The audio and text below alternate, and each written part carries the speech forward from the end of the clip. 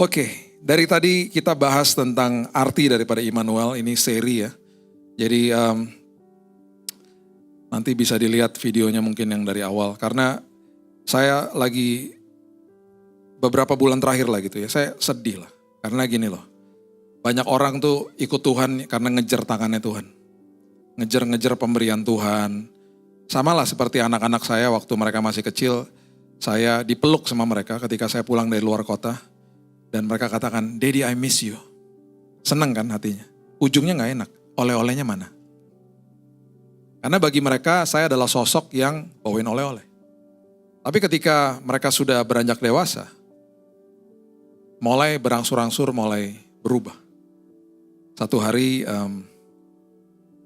ini ada anak saya depan saya, jadi gak apa-apa ya saya ngomongin dia. Dari tadi saya ngomongin istri saya terus soalnya, dari tadi siang. Anak saya Keaton ini udah 17 tahun. Saya gak pernah lupa waktu dia usia 9 tahun, saya belikan dia Lego. Karena dia suka main Lego. Keluar dari toko Lego, dia tiba-tiba bilang begini sama saya. Dad, tadi Daddy gak bayar ya? Bayarlah. Kalau gak kita nyuri namanya. Tapi aku gak lihat ada uang. Itu yang Daddy kasih kartu tuh apaan? Itu kartu kredit namanya.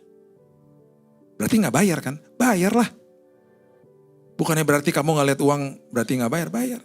Nanti ada tagihannya datang. Kalau tagihannya datang banyak yang nangis. Terus dia mikir gitu ya. Terus dia mulai, mungkin kasihan sama saya. Dad, Daddy kalau gak punya uang, aku punya solusi katanya gitu. Apa solusinya? Berapa minggu yang lalu aku pergi sama Oma. Nih mama saya ada di sini. Aku pergi sama Oma ajak aku masuk ke sebuah tempat, ada mesin, Oma pencet-pencet mesinnya keluar uang. Oma cuman pencet-pencet, Dad, uang keluar.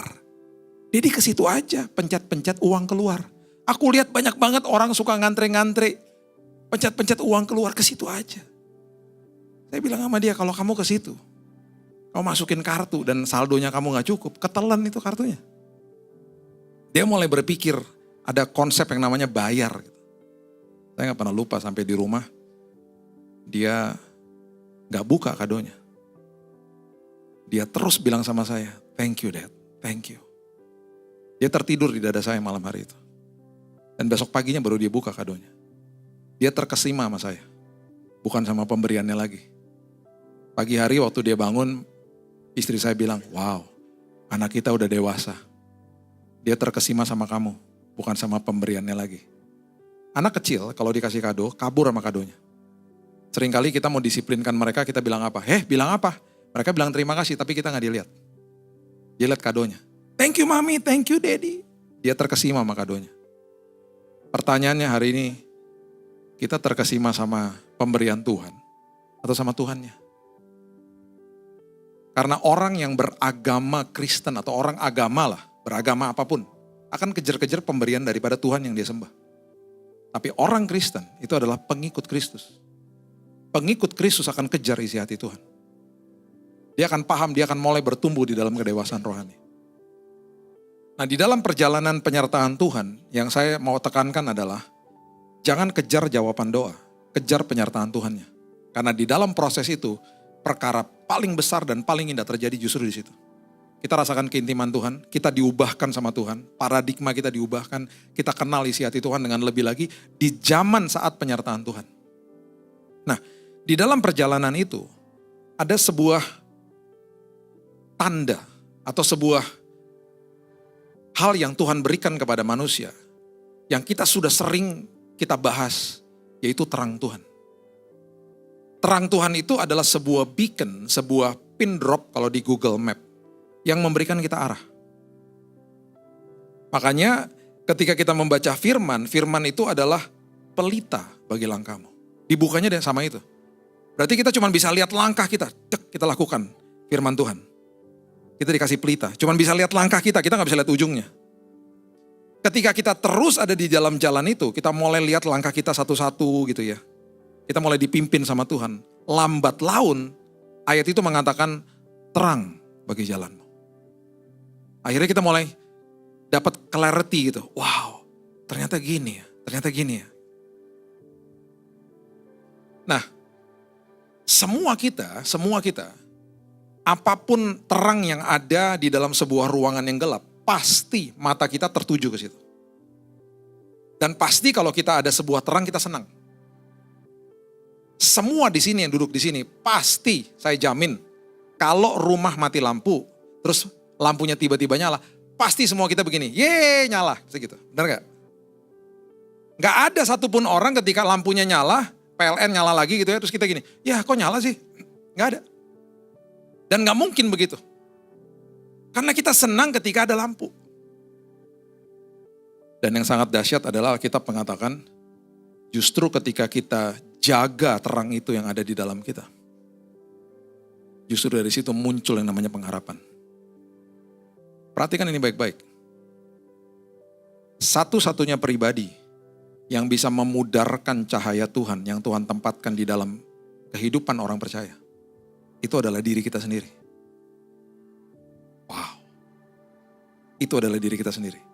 Oke, sebelum kita bahas itu, saya cuma mau kasih tahu aja. Dulu, sebelum orang menerima Yesus sebagai juru selamat, ada Roh Kudus di dalam dia. Selalu perjanjian lama mengatakan terang Tuhan terbit di atas manusia. Roh Kudus ada di atas manusia dan itu insidental. Terkadang setelah itu ditinggalin manusianya. Hari ini, kita diberikan materai ketika kita terima Yesus sebagai juru selamat. Roh Kudus tinggal di dalam kita. Itu terang yang Tuhan berikan di dalam kita. Dan itu harusnya kita paham. Makanya Alkitab katakan hiduplah sebagai anak-anak terang. Jaga terangnya. Di zaman waktu Yesus lahir. Ya, kita buka ya Matius pasal yang kedua ya. Matius pasal yang kedua mengatakan begini. Sesudah Yesus dilahirkan di Bethlehem, ayat yang pertama. Di tanah Yudea pada zaman Raja Herodes. Datanglah orang-orang Majus dari timur ke Yerusalem. Mereka, kita sudah tahu, mereka lihat sebuah bintang. Nah bintang ini sebuah terang Tuhan, sebuah panduan daripada Tuhan itu diberikan memang kepada mereka dan letaknya pasti di luar manusia lah. Nah sekarang perhatikan ini baik-baik.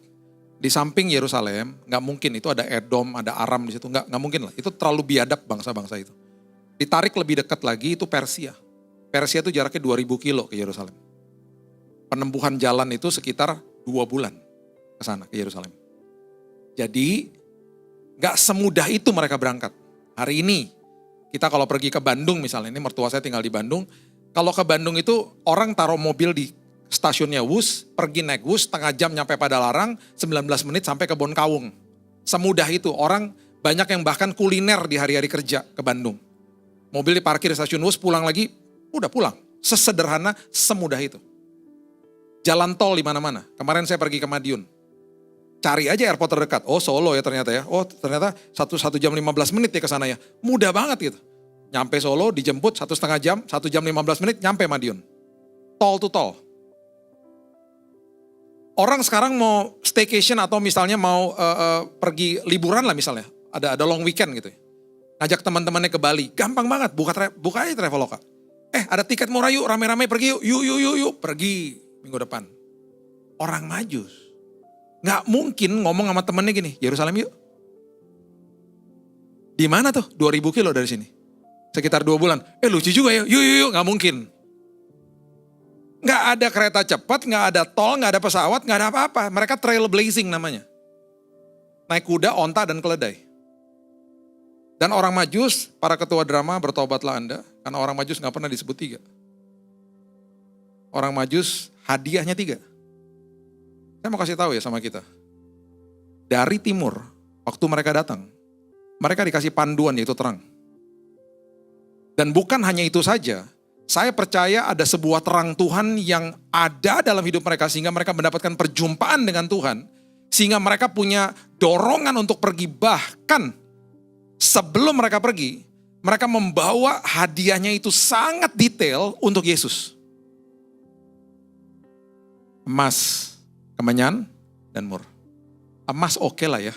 Dipakai sama mereka untuk pergi ke Mesir ketika mereka saat itu dalam kondisi yang cukup miskin. Kemenyan, mur. Sekarang contohnya gini. Kita punya teman. Lu tahu gak sih itu baru melahirkan? Oh iya, baru punya anak ya? Iya. Yuk ke sana yuk. Lu kasih kado apa? Gue kasih botol susu lucu kali ya buat anaknya ya. Lu kasih apa? Gue sterilizer deh. Lu apa? Gue kasih pampers kali ya buat anaknya ntar ya. Lu apa? Gue kemenyan deh. Hah? Kemenyan? Lu sakit jiwa ya? Yang lebih gila lagi, gue kasih mur deh. Mur tuh apa tau gak? Balsem buat orang mati. Yang kita kenal hari ini, formalin. Apa gak tersinggung tuh orang tuanya? Kemenyan itu adalah minyak yang dipakai sama imam besar di perjanjian lama. Itu adalah lambang karena Yesus akan jadi imam besar bagi kita. Mati sekali untuk selamanya, menebus dosa kita. Kemenyan. Mur, itu balsemnya orang mati. Dipakai sama Simon orang Kirene dan Nikodemus ketika mereka melumuri tubuh Yesus dengan mur. Hadiahnya aja detail, menggambarkan siapa dia. Itu kalau nggak panduan Tuhan nggak mungkin. Perjalanan Majus sampai kepada hadiahnya detail. Dan orang Majus nggak pernah tahu bahwa mereka harus ke Bethlehem. Nggak pernah tahu, buktinya ada kok di Matius 2. Mereka cuma dikasih tahu arahnya Yerusalem. Dan ada kemungkinan besar mereka ketika bicara sama temannya juga dapat pewahyuan yang sama. Sehingga terjadi kesepakatan mereka berangkat. Dan sejarah mencatat, satu Majus kalau berangkat, itu paling tidak rombongannya 40 orang. Logistik nightmare. Mereka harus bawa makanan untuk ternak, makanan untuk mereka. Ya, belum lagi tendanya, bahkan ketika Alkitab mengatakan mereka memberikan pemberian itu karung bahasa aslinya. Jadi karung penuh dengan emas, penuh dengan kemenyan, penuh dengan mur. Dan waktu mereka berangkat ke sana, Alkitab mencatat mereka cuma tahu istana Herodes. Dan waktu mereka sampai di istana Herodes, Matius pasal yang kedua, ayat yang kedua mengatakan begini. Dan mereka bertanya-tanya, di manakah dia, raja orang Yahudi yang baru dilahirkan itu? Kami telah melihat bintangnya di timur. Kami dipimpin sama terang itu. Kami datang untuk menyembah dia. Bapak Ibu, Herodes ini orang jahat. Herodes Agung tuh jahatnya luar biasa. Dan sakit jiwa. Anaknya 2 dibunuh, istrinya dibunuh karena mengancam kedudukan dia. Herodes Agung, dia menawan laki-laki pria Yerusalem.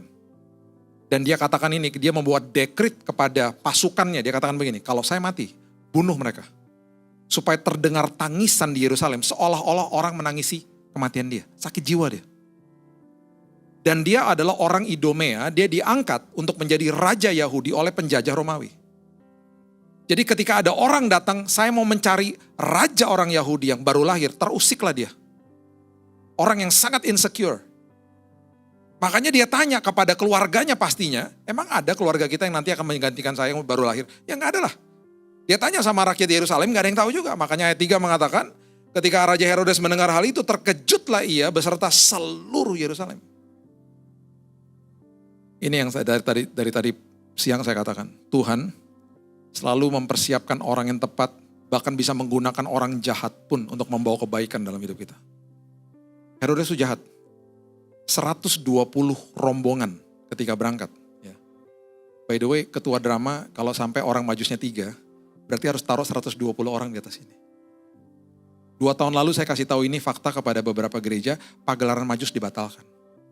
Mereka bilang gini, Pak, 3 Majus aja bajunya mahal. Kalau 120 tekor kas gereja, Pak. Jahitin bajunya Majus banyak amat gitu.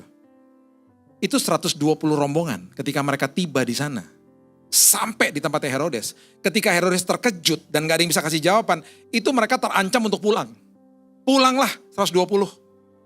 Kok bisa? Di ayat berikutnya Herodes mendapatkan pewahyuan dari Tuhan dan bisa-bisanya dia panggil itu ahli Taurat. Dia katakan begini, guys coba sini. Dia katakan buka tuh kitab gulungan kitab nabi-nabi.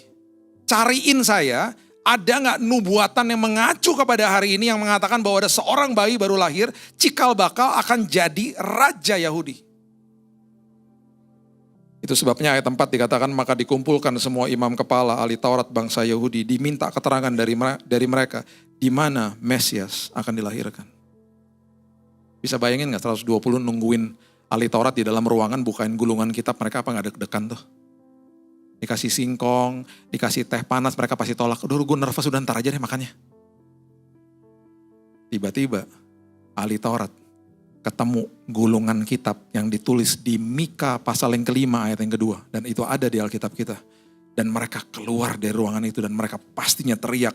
Mereka katakan ayat yang kelima, bos, ketemu bos. Di mana? Di Bethlehem. Jaraknya cuma 9 kilo dari situ. Di Bethlehem, di tanah Yudea, karena demikian ada tertulis dalam kitab Nabi. Nabi siapa? Nabi Mika. Dan dia bacakan, engkau Bethlehem tanah Yehuda, engkau sekali-kali bukanlah yang terkecil di antara mereka yang memerintah Yehuda. Karena daripadamu akan bangkit seorang pemimpin, akan mengembalakan umatku Israel. Itu apa gak jingkrak-jingkrak tuh rombongan itu? Mereka dipertemukan sama Herodes untuk dibawa kepada tujuan yang tepat. Dan ayat 11 mengatakan, mereka sampai ke dalam rumah itu.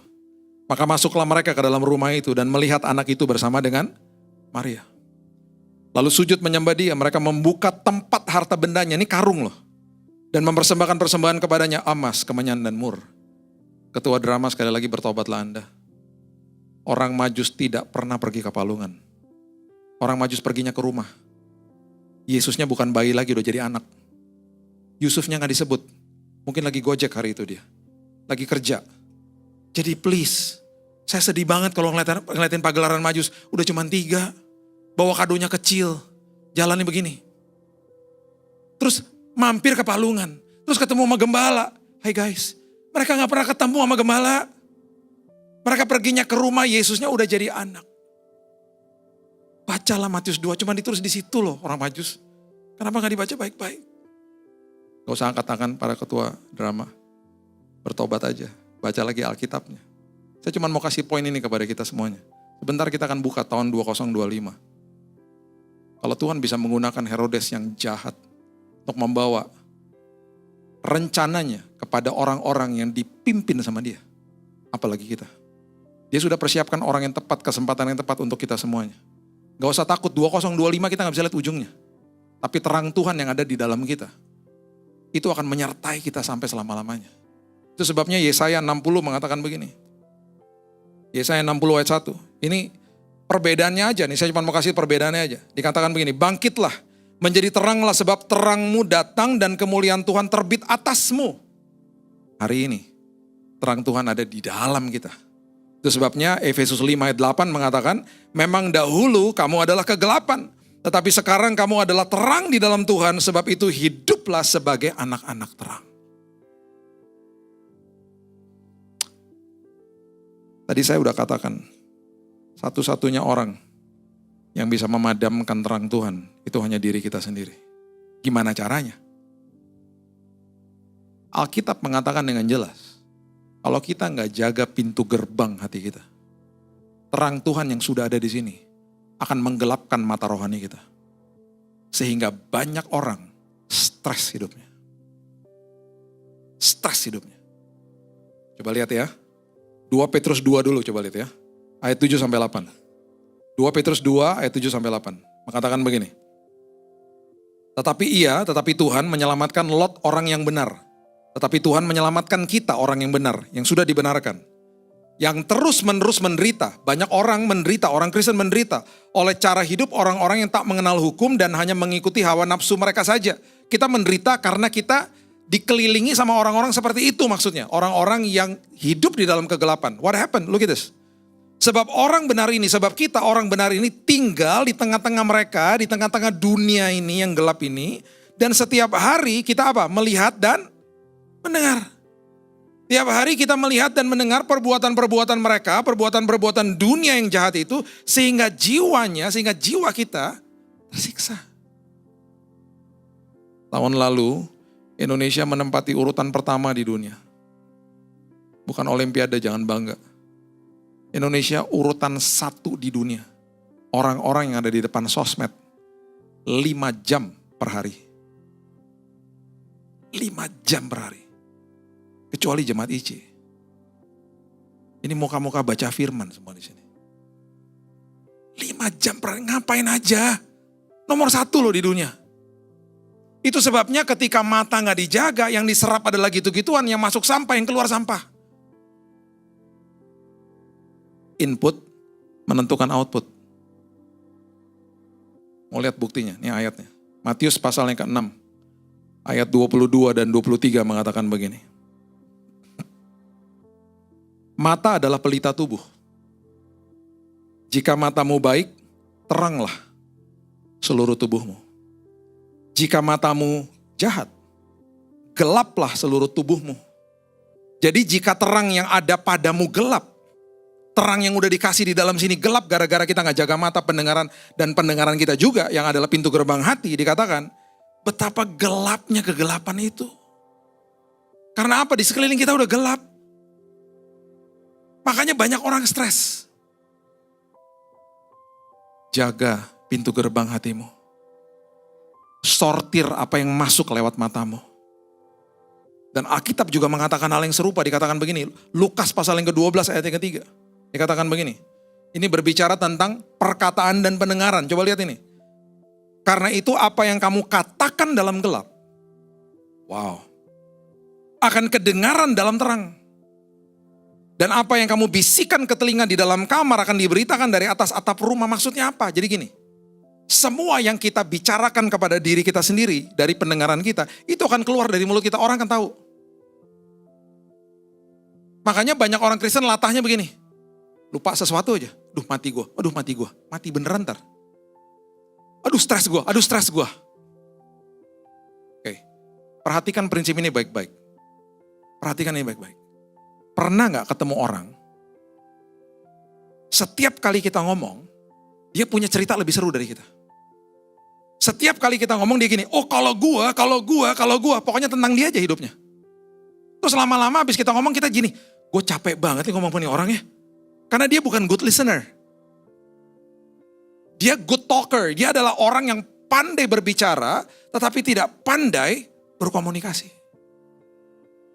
Dia pintar ngomong, tapi gak cakap berkomunikasi sehingga kita stres yang denger. Ada orang yang ngomongnya banyak, atau mungkin gak terlalu banyak, tapi karena dia pandai berkomunikasi, kita nagih ketemu dia. Gue pengen ketemu lo lagi dong, ketemu lo seru deh.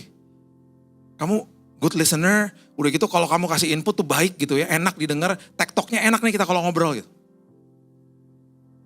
Sekarang kita balikin kepada diri kita sendiri. Watch this. Banyak di antara manusia yang sering kali dalam hidupnya mengeluarkan kata-kata yang tidak mengandung ucapan syukur. Keluhanlah, cemoohlah, kata-kata yang nyebelin bahkan gitu ya, komplain sama Tuhan lah. Aduh ini gimana sih? Makanya di Matius 6 ayat 31 dikatakan begini, janganlah kamu khawatir. Yesus loh yang ngomong. Dan berkata, ada kata itu loh, apakah yang akan kamu makan, minum, dan pakai? Dengan kata lain, Tuhan lagi kasih tau begini, kalau kamu dirudung sebuah proses hidup, kalau kamu sedang melihat masalah dalam hidupmu, kamu harus pastikan, jangan sekedar khawatir aja, kamu gak boleh juga berkata. Berkata tuh maksudnya gini, aduh gimana ya. Orang yang senantiasa mengucap syukur adalah orang yang cakap berkomunikasi dengan dirinya sendiri. Contoh ya, keadaan sulit nih. Terus dia bilang begini, gak apa-apa, Tuhan baik. Tuhan pasti nanti sudah merancangkan sesuatu yang indah bagi saya. Waktu dia ngomong dia nangis. Karena dia gak lihat. Tapi tanpa dia sadari, dia sedang berkomunikasi dengan dirinya, dengan jiwanya, sehingga jiwanya dipuaskan. Ucap syukur soalnya. Apa-apa, Tuhan baik. Lu lagi masalah ya? Iya, berat sih. Tapi Tuhan baik bro. Dia lagi cakap berkomunikasi dengan dirinya sendiri. Berbeda dengan orang yang senantiasa ngucapin kata-kata negatif. Iya sih, aduh gimana aku khawatirnya, aku takut nih. Dia lagi mengatakan sesuatu kepada dirinya dan dia tidak cakap berkomunikasi dengan dirinya, iman timbul dari pendengaran akan firman Allah. Kata-kata dia mempengaruhi pendengaran dia.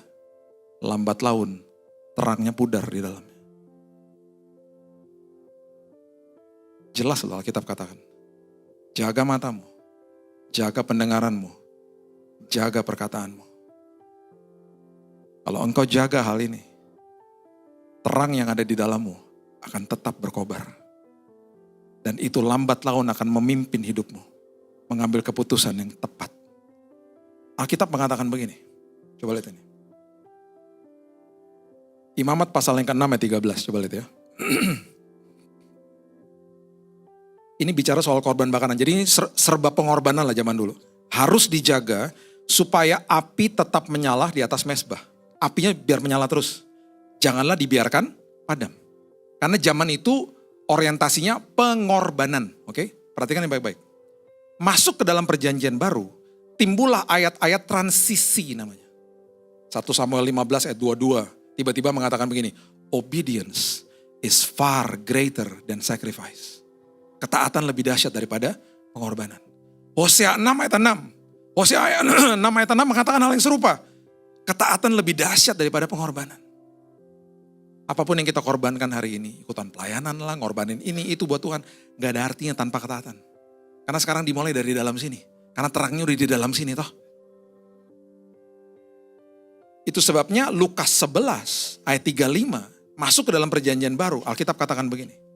Karena itu perhatikanlah supaya terang yang ada padamu jangan menjadi kegelapan. Wow. Keep it burning. Biarkan itu tetap menyala. Jaga pintu gerbang hatimu.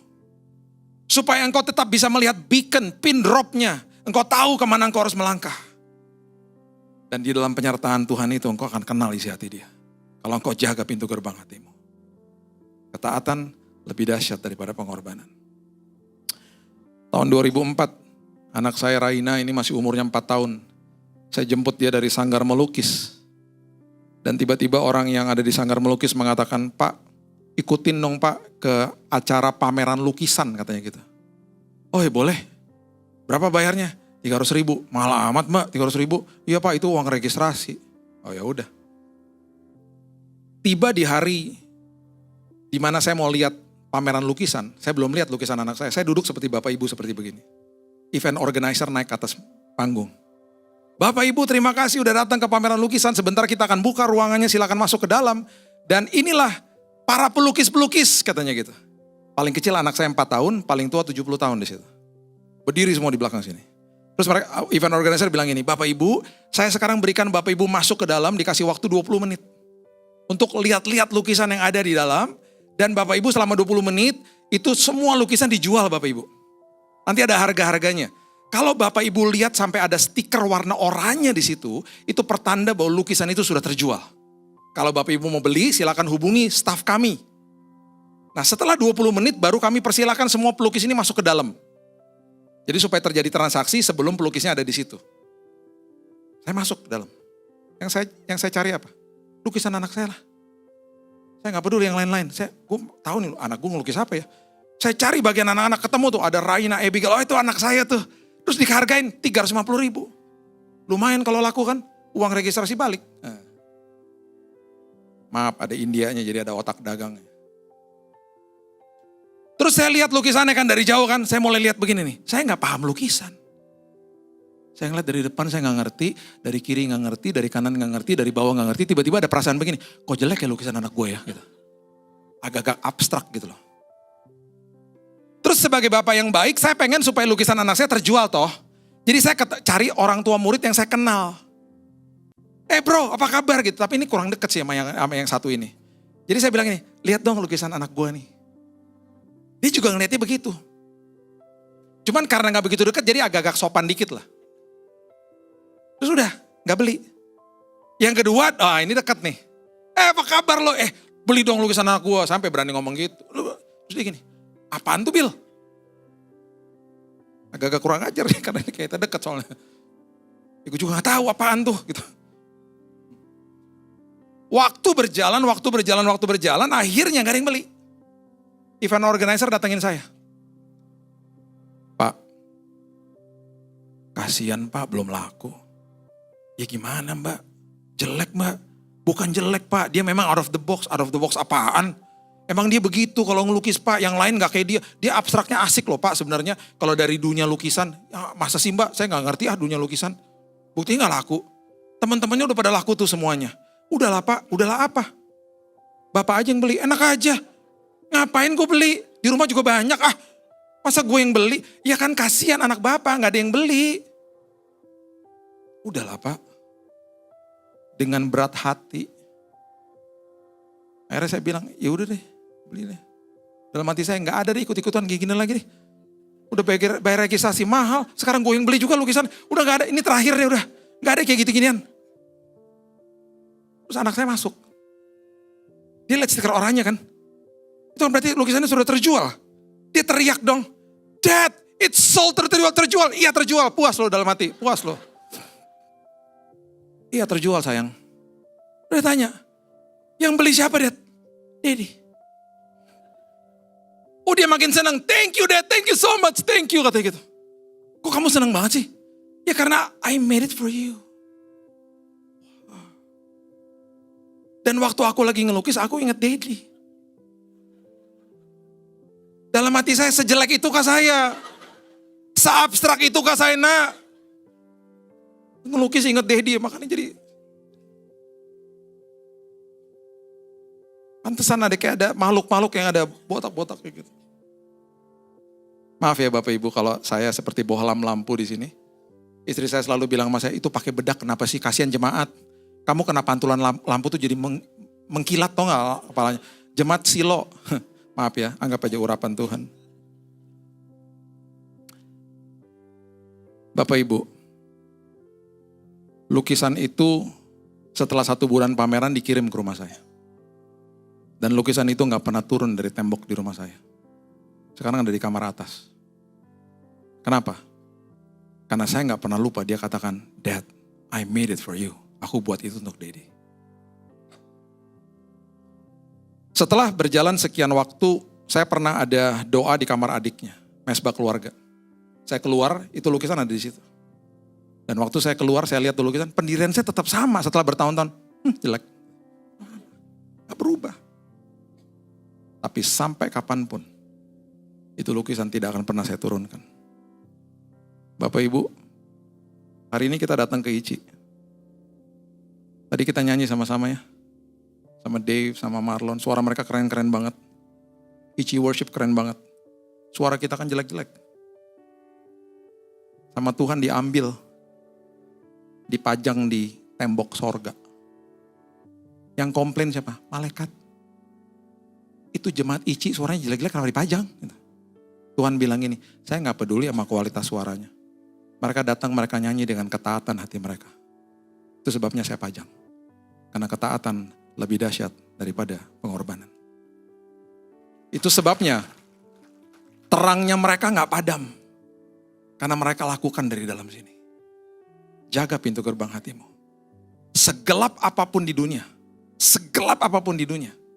Tidak ada satupun dan tidak ada apapun di dunia ini yang sanggup mengalahkan terang Tuhan. Saya tutup dengan ini ya. Saya tutup dengan ini. Coba lihat Kisah Rasul pasal yang kedua. Kisah Rasul pasal yang kedua, ayatnya yang ke-47. Coba lihat ya. Saya cuma mau kasih bukti ini sama kita, kita tutup. Kisah Rasul 2 ayat 47. Mereka disukai semua orang. Siapa mereka? Jemaat mula-mula. Tiap-tiap hari Tuhan menambah jumlah mereka dengan orang yang diselamatkan tiap hari loh. Jumlah mereka yang diselamatkan tiap hari. Jumlah mereka bertambah ribuan. Oke? Apa sih yang mereka lakukan? Tanpa kita sadari. Kemarin pas COVID. Kita sama Tuhan digiring kembali ke dalam fungsi gereja mula-mula. Dan kita gak sadar. Look at this. Ini diadopsi loh sama Undang-Undang Uni Soviet tahun 39. Karena mereka suka, mereka kan negara sosialis. Negara komunis. Diambil unsur Tuhan, elemen Tuhannya dihilangkan. Karena mereka suka apa yang dilakukan. Ada 5 pilar yang dilakukan dengan jemaat mula-mula. Cepat aja. Kisah Rasul pasal yang kedua. Ayatnya yang ke-42. Perhatikan ini. Zaman COVID ya. Semua lockdown toh. Apa yang terjadi? Look at this. Kisah Rasul 2 ayat 42. Mereka bertekun dalam pengajaran Rasul-Rasul. Pilar yang pertama. Waktu zaman COVID. Tiba-tiba semua khotbah di-upload ke sosial media. Betul gak? Tiba-tiba gereja borderless. Semua orang bisa nonton khotbah dari mana aja. Satu terjadi. Oke, kedua. Coba lihat. Dan mereka ada di dalam persekutuan. Tanpa kita sadari kita masuk ke dalam persekutuan. Keluarga demi keluarga. Yang ketiga. Mereka berkumpul untuk memecahkan roti. Saya cek sama staf kami di Immanuel, toko buku Immanuel. Barang yang paling laku selama COVID, penjualan online apa? Perjamuan kudus. Semua orang perjamuan kudus. Wow. Yang keempat, mereka berdoa. Waktu zaman COVID, semua ketakutan. Semua berdoa. Karena ketakutan. Tetaplah berdoa, amin. Dan yang kelima, ayat 44 dan 45. Semua orang telah menjadi percaya, tetap bersatu, segala kepunyaan mereka adalah kepunyaan bersama. Selalu ada dari mereka yang menjual harta miliknya, membagi-bagikannya kepada semua orang, sesuai dengan keperluan masing-masing. Yang kelima, empati, saling membantu.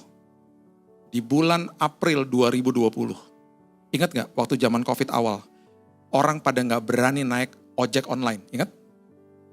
Ojek online terkapar di pinggir jalan, gak punya makan, gak punya penghasilan. Saya gak pernah lupa, saya sama adik saya masukin ke grup WhatsApp. Guys, bantuin mereka yuk. Terkumpul dana. Kita kasih ke sebuah warung dekat rumah. Kita taruh pelang besar di situ. Supir ojek online boleh makan gratis. Mereka makan siang, mereka makan malam gratis. 1 bulan April itu, kita berhasil memberikan makan 1.000 supir ojol. Gara-gara apa? Teman-teman ngumpulin duit. Dan banyak lagi teman-teman yang lain yang kasih makanan, kasih snack kepada penjaga-penjaga yang ada di Wisma Atlet. Bukan kita aja, banyak lah. Orang gak lagi nunggu departemen misi gereja. Mereka gerak satu-satu. Tanpa kita sadari. Kita masuk ke dalam fungsi daripada gereja mula-mula. Tanpa kita sadari loh. Kalau Bapak Ibu lihat ini, pasti 1, 2, 3, 4 udah kita lakukan tanpa kita sadari. Dan apa yang terjadi? Dulu mereka setiap hari ribuan ditambahkan jumlahnya. Kami cek dari yayasan kami, yayasan beberapa yayasan yang lain. Ribuan orang terima Yesus selagi COVID. Ribuan. Dan sampai hari ini dampaknya masih berlangsung. Istri saya masih kumpulin data-data dari laporan pendeta-pendeta yang ada di daerah. Sampai hari ini. Ketika iblis lempar buah apel, kalau kena benjol tuh, ditangkap sama Tuhan. Dijadikan jus apel. Sesuatu yang diperuntukkan buruk sama iblis. Selalu Tuhan membawa kebaikan daripadanya. Apapun yang kita hadapi di 2025, Tuhan akan membawa kebaikan bagi setiap kita. Dan lihat, terang Tuhan, gak ada yang bisa ngalahin. Simpan terang itu, jaga pintu gerbang hatimu. Supaya terang itu gak padam. Dan lihat, perkara besar menanti bagi kita. Jangan padamkan terang itu, jaga pintu gerbang hatimu. Nikmati penyertaan Tuhan. Berikan tepuk tangan kita untuk Tuhan kita.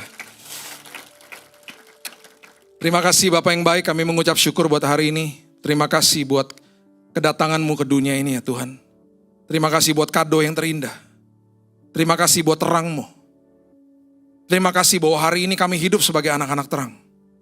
Dan terima kasih buat pernyataan firman Tuhan, kami harus jaga pintu gerbang hati kami. Kami harus jaga mata telinga kami. Pendengaran kami, perkataan kami Tuhan. Supaya terang itu tidak padam. Supaya apapun yang Tuhan sedang pandu kami mengerti jalan-Mu. Dan selama proses ini berjalan Tuhan, ajari kami supaya kami menikmati penyertaan Tuhan. Penyertaan Tuhan itu indah. Penyertaan Tuhan itu kesempatan. Kesempatan kami makin dekat. Kesempatan kami makin intim dan itu kesempatan kami berubah. Kami gak mau Tuhan kejar-kejar jawaban doa lagi. Kami mau kejar penyertaan Tuhannya, itu yang paling penting. Karena jawaban doa Tuhan sudah siapkan yang terindah. Tuhan sudah siapkan dengan waktunya Tuhan. Kami percaya sama waktu-Mu. Waktu-Mu itu pasti tepat buat kami. Ajari kami untuk merespon Tuhan, perjalanan iman kami dengan respon yang benar. Kami gak mau Tuhan mengotori hati kami dengan hal-hal yang ada di dalam dunia ini. Ajari kami supaya kami sortir apa yang masuk Tuhan. Meteraikan firman ini ya Tuhan. Karena kami juga sudah dimeteraikan sama Roh Kudus. Hanya di dalam nama Tuhan Yesus, kami sudah berdoa dan mengucap syukur. Kita sama-sama katakan, amin. God bless you.